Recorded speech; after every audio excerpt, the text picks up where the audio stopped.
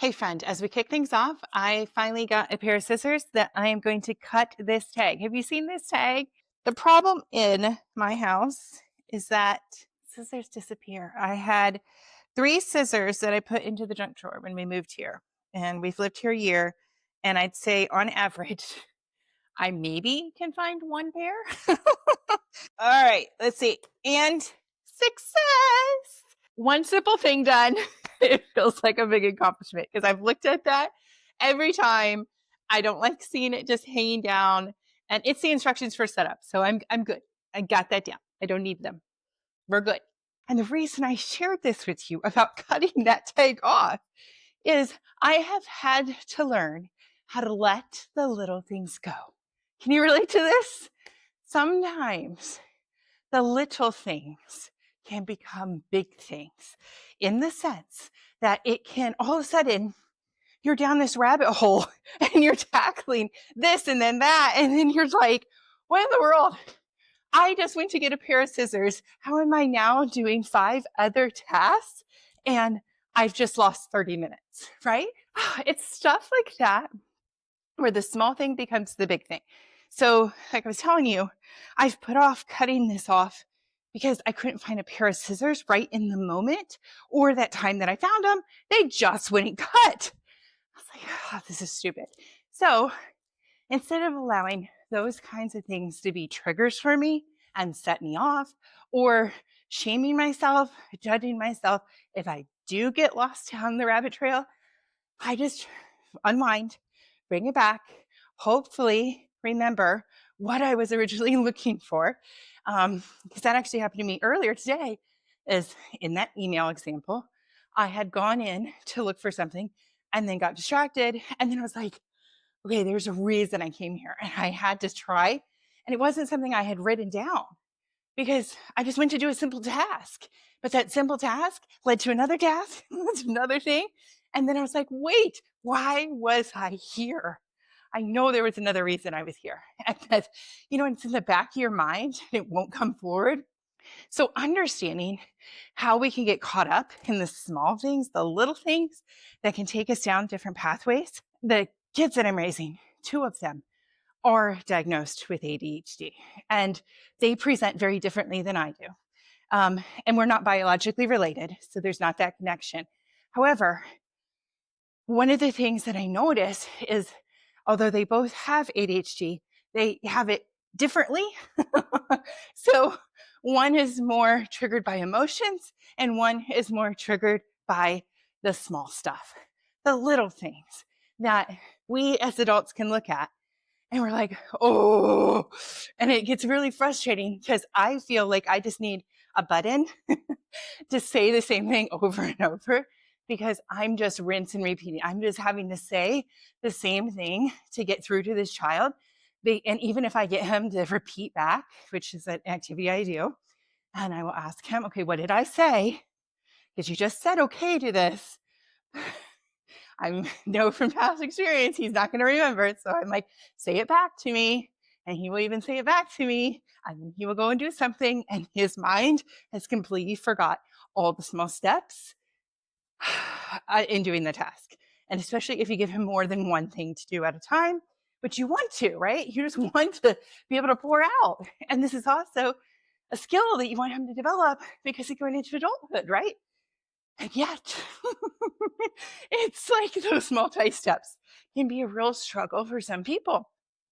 And I just thought it was worth us having this conversation today, because it's these things that we can completely beat ourselves up over.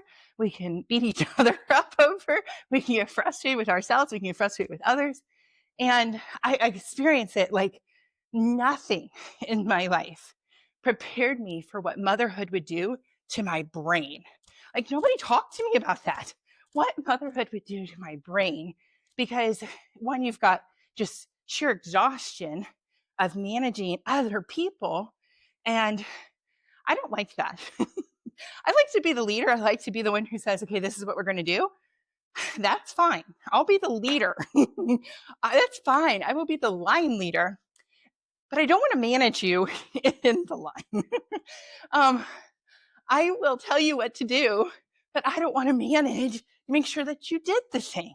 I just want to expect that it's going to be done. And yet, having kids is like having a bunch of little irresponsible employees that you have to micromanage and keep track of. Did they do this? Did they do that? And so that's very exhausting. And that is the biggest thing, has stressed my executive functioning. Executive functions are your ability to take something in, your ability to process it, your ability to go do something, your ability to understand when you've gotten caught in the little things and you're off task and reel it back in, allow yourself to release the judgment and get back to work. Other executive functions are your logic and reasoning. Other executive functions are just your ability to strategize and have critical thinking skills. These are higher purpose thinking, even just the ability to organize, to know this is a priority. This is not as big a priority and can be done later. This is not a priority at all, and it would be a distraction. Like, right? To be able to categorize the things that you have to do in your life and to be able to stack those. And some people really struggle in that area. So there's a lot of different executive functions that we have as humans. And some of us, for different reasons, okay, struggle in these different categories, but at different and varying degrees. And so that's where I'm saying, here I am struggling in areas that I never struggled with before. Now that my kids are older and they have more responsibilities and more things to do, and there's a level of responsibility that gets put onto me that is just because I'm the mom. And, but I am like, okay, there are some things, if it falls through and you fail and this doesn't get done, then that's on you. And especially like school stuff, that's not on me. The other day they had snow day because we've had a lot of snow. And so school was closed, and both of them, for different reasons, said that they couldn't log into their Zoom room to connect to their class. And one teacher reached out to me. I was like, please have your kid connect. And I'm like, said kid does not know how to connect and is giving this excuse. And I said the excuse. And she said, well, tell him this. And I said, okay, done. I did my job. I told him what you said. End of story. Because I'm not going to stress myself out over trying to get him to use a part of his brain that is not giving him the answer. How am I supposed to go into his brain and get the answer? No. So they have to learn. So I'm bringing this back to myself, and that the things that I'm doing, I have to be able to prioritize. I have to be able to say what is all mine, and I take full responsibility for this. And I'm also going to be kind to myself in doing that, because I want to release the judgment. If I get lost on something or I get confused, I can bring it back. That's a skill. But then on other things that I'm responsible for, but are not fully me, like with motherhood items, because all my kids are old enough now. They're still underage. However, they are old enough to be able to make some decisions. And if they go to school with different colored socks or even different shoes, how do you not notice? Whatever. But I just let that go. And they go to school and they look like Hobo one day.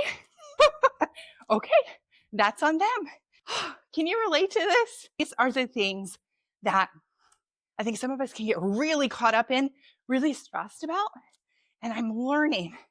This has been a big thing for me over the last 2 years, is learning how to release these. Learning not to stress the small things. Learning not to get so flustered, upset, stressed out, hyperventilating over the small things. This is the importance to me, that if you're going to live a better life, you understand how to work through the small things.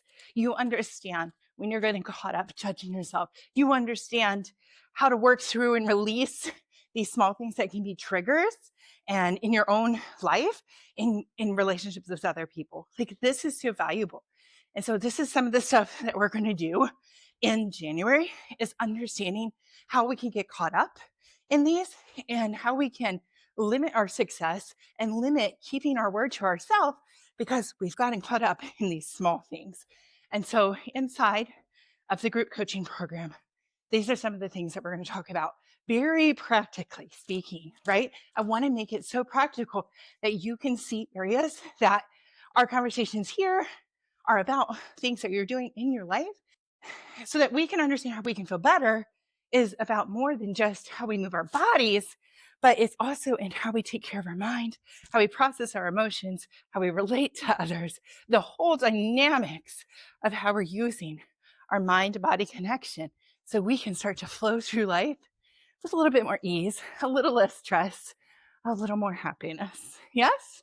That's all we want. To get more information about the group coaching container and how you can get started with me in January, you can visit the link in the description or click the QR code to get more information.